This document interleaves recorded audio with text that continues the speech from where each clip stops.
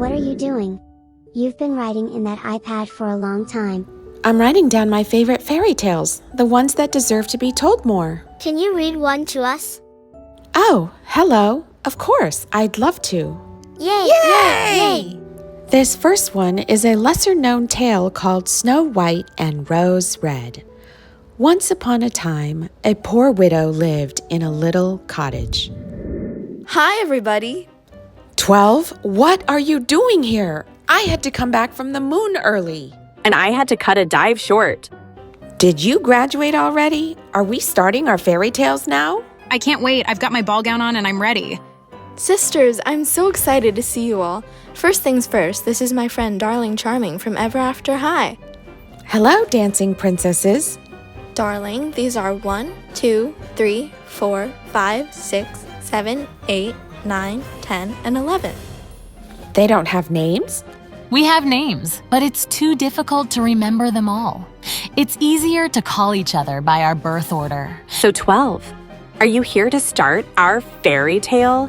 Why are we still sitting here in the real world? I have something exciting to share with you. It's like the best news ever. Tell us already. What is it? I've canceled our fairy tale. What? What? It turns out we were only dancing every single night because the dark fairy had put a curse on us, and I got her to lift the curse. Why would you do something as asinine as that? Well, because freedom. We needed that curse. There's no other way to dance until dawn every single night of our lives without it. But 7, now you don't have to dance until dawn every single night of your life. That's the point. What do you mean? We're literally the 12 dancing princesses. That's literally the name of our fairy tale. And then they lived happily ever after. That was awesome. Can you read us another? Hey, I want to hear too. Of course you can join us. Have you heard the fairy tale of Little Bo Peep? Ooh, I know. She's the one who lost her sheep in a nursery rhyme. Yes, but Little Bo Peep is also a fairy tale. Would you like to hear it? Yes, please. Yes, please. Little Bo Peep was a very nice little girl. Her cheeks had a bloom on them. Wait, you guys want to be dancing your lives away mindlessly every night? You aren't thrilled about this? No, I'm so mad. I'm about to put you over my knee and break you in half. 11 years I've spent in the real world waiting. What a waste of time. We couldn't get married. We couldn't have children. We had to wait until you got here to start our lives. But you have an amazing career. You go to space. I know, but I also have responsibilities, as do you, number 12. If you don't mind my interjecting, what did you all do in the real world while you waited for Justine? Well, obviously, I became an astronaut. I work on a ranch. I just graduated law school. I'm training for the Olympics. I'm a hairstylist with my own salon. I work here as a bartender. I'm a marine biologist, as you can see. I'm a college senior, majoring in communications. I'm a college junior and a social media influencer. I'm a college sophomore, trying to be a social media influencer. Well, I'm a college freshman. I just got here. So none of you chose dancing as a profession or a major? Why is that? Because clearly we were going to be doing a lot of dancing while fulfilling our destiny. Or maybe you guys really didn't like dancing all that much to begin with. It's okay, darling. I know you're trying to help me. I'm sorry. I should have asked you guys before I just went and had the curse broken. You didn't just break the curse. You broke our lives. Now I'm going to have to actually be a lawyer for a living. That was so selfish of you, 12. You had no right to do it. What are we going to do now? Guys, I don't know what to do. The curse is broken now, so it's physically impossible to fulfill the tale.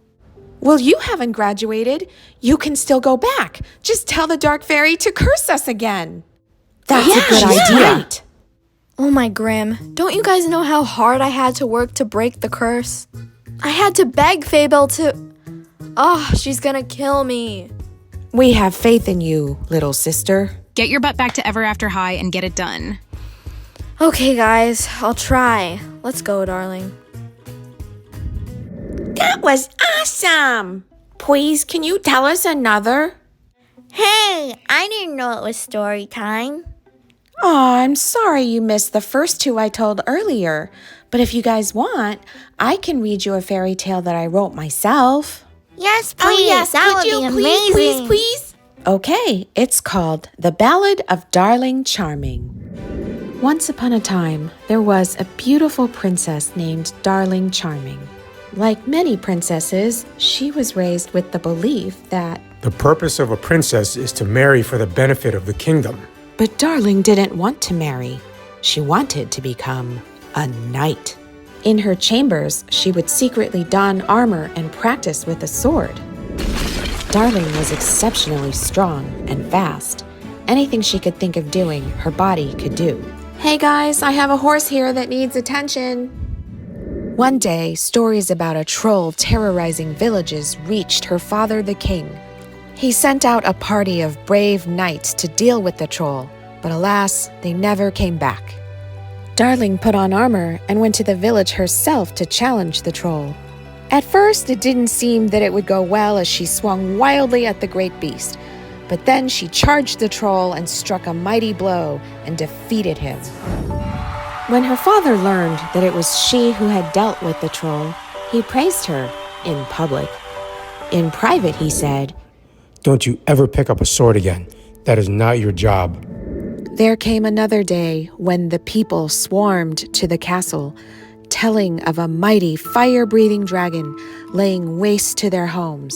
Again, a group of valiant knights rode out to deal with the problem, and again, they did not return. Desperate, the king decreed, "I'll grant a boon to the man who can defeat the dragon, any boon at all." Seeing her chance to become a knight, Darling put on armor and rode out to fight evil. The dragon was not nearly as easy a foe as the troll. Its fire burned so hot that it melted her shield. But then Darling recognized that the dragon was not evil. She was a fellow warrior, and she was just scared and hungry. So Darling took off her helmet and put herself at the dragon's mercy, trusting that they could become friends. And they did.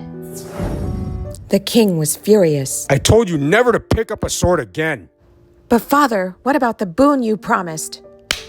"Your duty as a royal princess supersedes any such boon.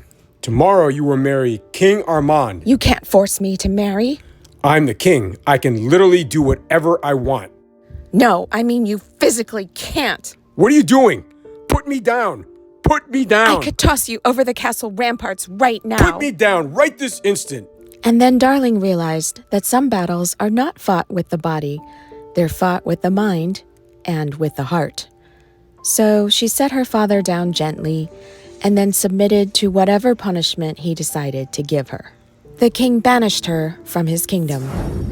No longer a princess, Darling wandered from town to town. She went to distant lands that she never thought she would see.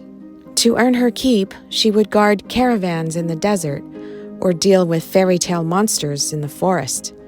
This went on for many years. One day, a messenger found her. He told her that her father was in trouble. King Armand had invaded her kingdom with a vast army, and her people were in grave danger. Darling went home immediately. Father? "Daughter, thank goodness you are safe. I have missed you." Oh, Father, I have failed you. "No, darling, it is I who have failed you." Father, please, I need to say this. All my life, I've wanted to be a knight, and a knight is defined first and foremost by duty. And my duty, as a royal princess, was to think of my people. I could have prevented all this by marrying King Armand in the first place. "I see that you have grown much in wisdom, daughter, and I have as well. I never truly saw you or accepted you as the great warrior you are. I only saw you as my perfect little princess. If I had made you a knight, you could have protected your kingdom from this terrible war." Father, send King Armand a message. "And what shall it say?" That you wish to resolve this by single combat. Send me as your champion to fight his champion. "And if you lose, daughter?" Then I will marry him, as you wanted me to in the first place. "And what about what you want?" I want peace for my people above all else. "And if you win?" Then he goes away with his army, never to return. End this war by single combat. I shall be my own champion. Bring me my sword. When the appointed time came, Darling mounted her dragon and rode to meet her foe. King Armand found her standing with her sword drawn in front of a massive dragon, ready to do battle. Knowing he could not hope to win with such a powerful ally, he knelt down before her and offered her his sword. You are a mightier warrior than I am if you were able to tame that noble dragon. Name your terms. Leave this kingdom and take your army with you, and never invade us or anyone else again.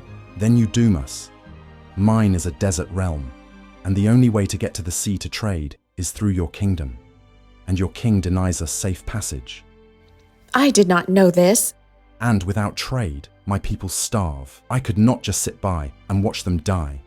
When I tried to negotiate with your king, he said he would only grant my request if I married his daughter and united our two kingdoms. I agreed, but then his daughter disappeared. Several years have gone by. I had no choice but to invade. I can see you are a king who loves his people. Princess Darling has returned, and she will marry you. Come meet her tonight at the palace, and maybe put on a shirt.